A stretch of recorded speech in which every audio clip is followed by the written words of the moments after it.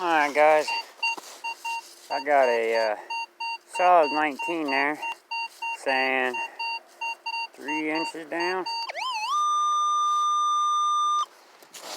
About there. Let's see if I can set you guys down somewhere you can see me through the hole, maybe.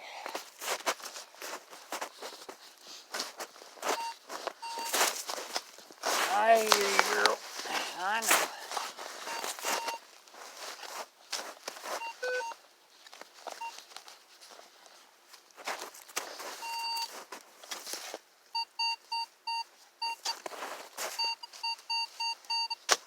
Sounds like we're out of the hole.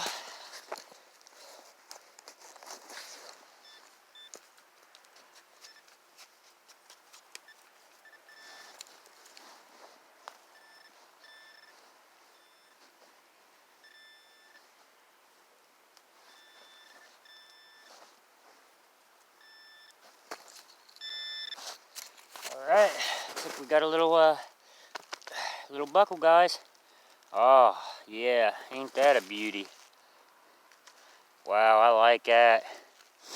That's definitely mid to late 1800s. I don't think I've ever found one like this one, guys. Clean it up a little bit. See what she looks like. I'm a big button and buckles, guys. They can keep their coins.